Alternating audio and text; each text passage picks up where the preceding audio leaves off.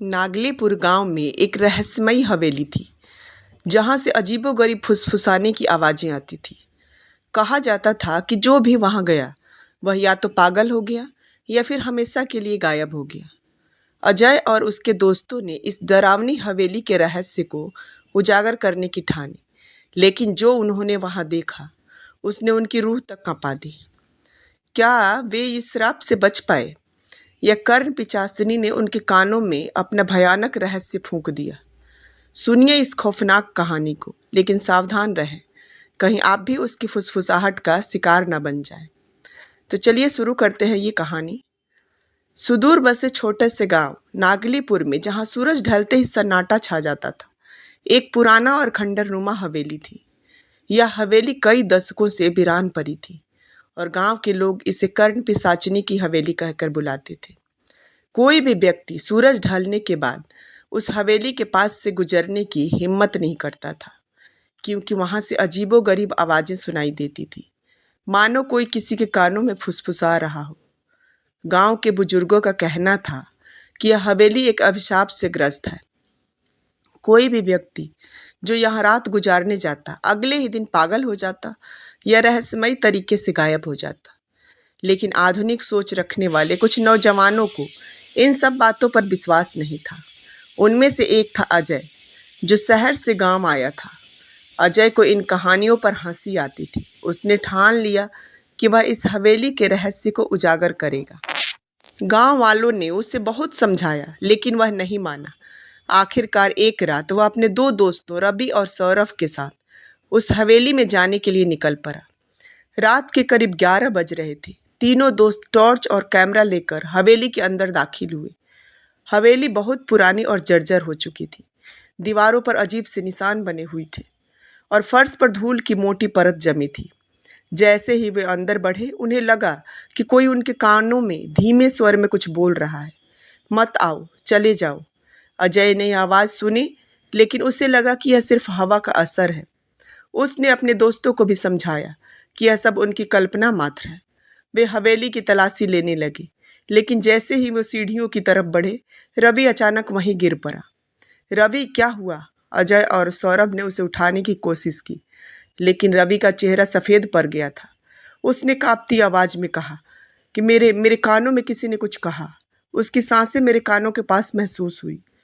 अजय और सौरभ एक दूसरे की ओर देखने लगे। यह सब उनके लिए अजीब था, लेकिन वे हार मानने वालों में से नहीं थे। वे रवि को संभालते हुए आगे बढ़े और हवेली के सबसे बड़े कमरे में पहुंच गए।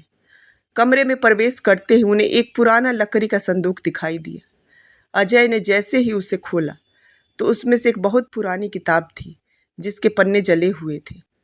किताब पर खून के धब्बे भी थे। सौरभ ने किताब का एक पन्ना पढ़ना शुरू किया। जिसने इस हवेली में कदम रखा वह अब तक बच नहीं सकता। मैं हूँ कर्ण पिचासिनी। मैं तुम्हारे कानों में अपने भयानक रहस्य फूंक दूंगी और उसके बाद तुम मेरे वश में हो जाओगे। इतना पढ़ते ही कमरे में एक ठंडी हवा बहने लगी। दरवाजे अपने आप बंद हो गए और अचानक चारों ओर से फुसफुसाने की आवाजें आने लगी। तुमने मेरे रहस्य को जानने की कोशिश की, अब तुम्हारी मौत निश्चित है। अचानक अंधेरे में एक परछाई उभरी।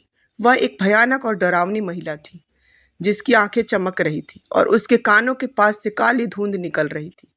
वह धीरे धीरे अजय के पास आई और उसके कान में कुछ कहा।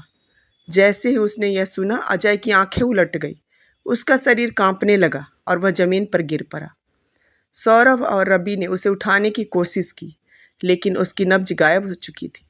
सौरभ और रवि घबराकर हवेली से भागने लगे, लेकिन जैसे ही दरवाजे के पास पहुंचे, उन्होंने देखा कि दरवाज़ा खुद ब खुद बंद हो गया था। दीवारों से डरावनी परछाइयाँ निकलकर उनके चारों ओर घूमने लगी।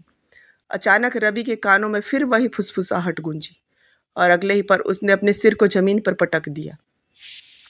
सौरभ ने यह सब देखा और पूरी ताकत से दरवाज़ा तोड़ने की कोशिश करने लगा। तभी एक कर्कश आवाज़ गूंजी, जो भी मेरी आवाज़ सुनेगा वह मेरी छाया बन जाएगा। सौरभ ने अपनी जेब से माँ का दिया हुआ ताबीज़ निकाला और भगवान का नाम लेते हुए दरवाजे पर जोर से धक्का मारा। दरवाज़ा खुल गया और वह जान बचाकर बाहर भाग निकला। लेकिन जब उसने पीछे मुड़कर देखा तो हवेली अदृश्य हो चुकी थी, मानो वह कभी थी ही नहीं। अगले दिन गांव के लोगों को जब इस घटना का पता चला तो वे भय से कांप उठे। सौरभ ने बताया कि अजय और रवि दोनों हवेली के अंदर मारे गए, लेकिन जब गांव के लोग वहां पहुंचे तो हवेली की जगह सिर्फ एक वीरान जमीन पड़ी थी। बुजुर्गों ने कहा कि यह कर्ण पिशाचिनी का श्राप है, जो उसकी आवाज सुन लेता है वह जीवित नहीं बचता। सौरभ इस हादसे के बाद गांव छोड़कर चला गया, लेकिन कुछ ही दिनों के बाद उसकी लाश एक पेड़ से लटकी मिली। उसके कानों से खून बह रहा था और उसके चेहरे पर गहरी डरावनी झुर्रियां पड़ चुकी थी। गांव में फिर से एक अफवाह फैली कि कर्ण पिशाचिनी किसी को कभी नहीं छोड़ती।